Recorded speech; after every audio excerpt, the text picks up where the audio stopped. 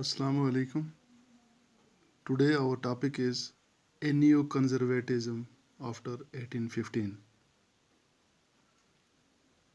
Napoleon, as we already discussed earlier, that he is the ruler of France after 1804 to 1815, when he defeated in the Battle of Waterloo in on 18th June 1815 by the combined power of Britain, Russia, Prussia, and Austria. After the defeat of Napoleon, European governments wanted to follow conservatism.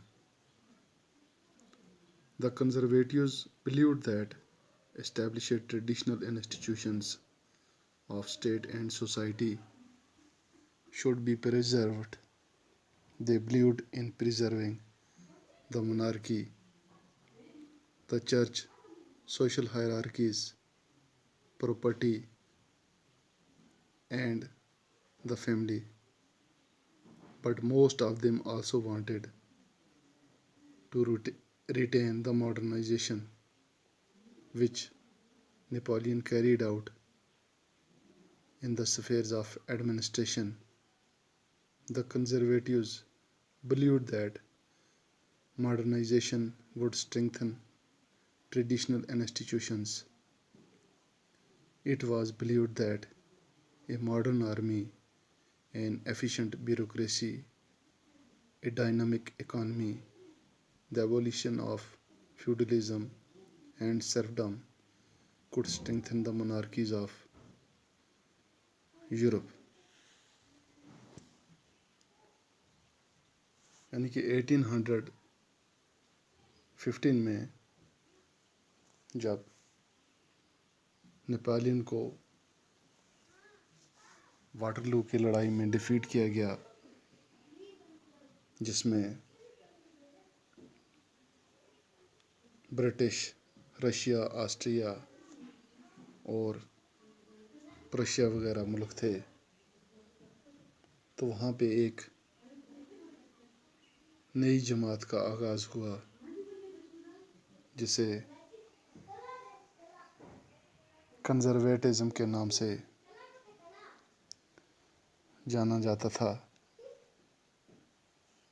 जो कि old traditional institutions पर believe करते थे, जो ये चाहते थे कि पुराना मोनार्कियल सिस्टम जो है वो दोबारा से बहाल हो जाए,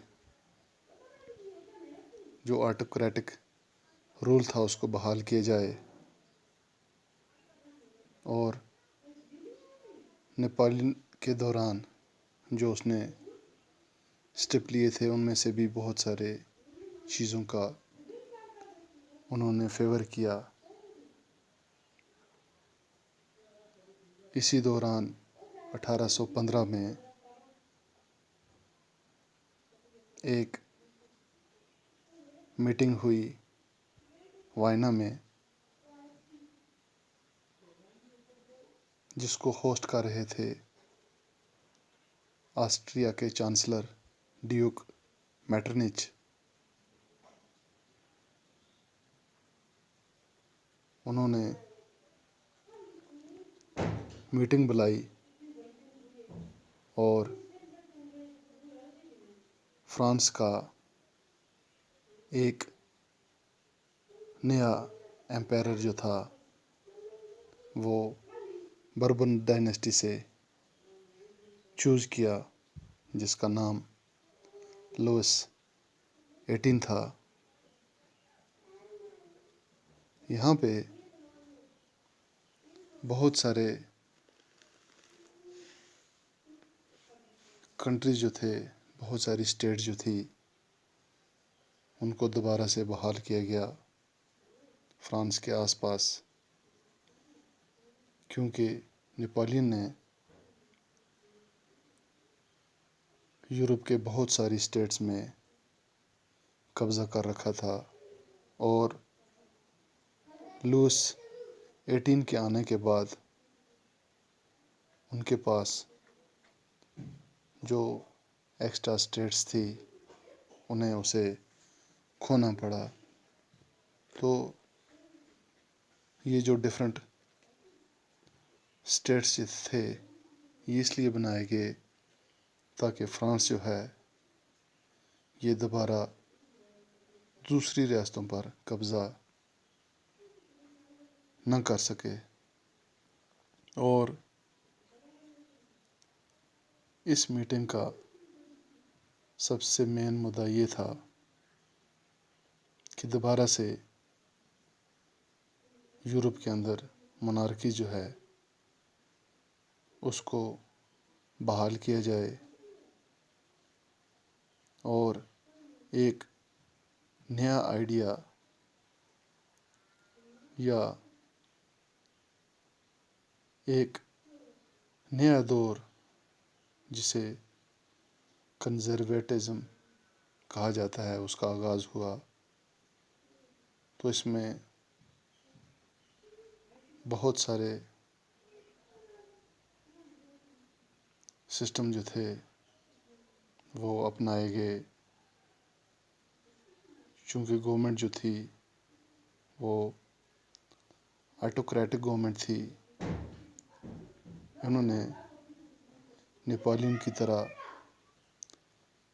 سینسرشپ کے قانون بنائے، بہت ساری چیزوں پر انہوں نے پابندی لگائی، جیسے news paper, books, please, songs وغیرہ۔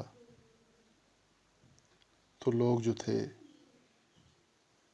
وہ اس سینسرشپ کے خلاف دوبارہ سے اٹھ کھڑے ہوئے۔ تو ایک ریولیوشن جو تھا وہ دوبارہ سے کنٹینیو ہو گیا۔ تو دوبارہ لوگ جو تھے انہوں نے اس کنزرویٹزم کے خلاف آواز اٹھانا شروع کر دی، کرٹیسائز شروع کر دیا کہ ہمارا فریڈم آف پریس یا دوسرے تیسرے چیزیں جن پر سینسرشپ لگائی ہے ان کو بحال کیا جائے۔ تو بہت ساری مومنٹس جو تھی وہ اس کو کے خلاف جو تھی وہ اٹھ کھڑی ہوئیں۔ تو اس کے بعد ہم آگے پڑھیں گے کہ کون کون سی ریولوشنز، کون کون سی مومنٹس جو تھی وہ اس دوران ہوئی۔ تو شکریہ۔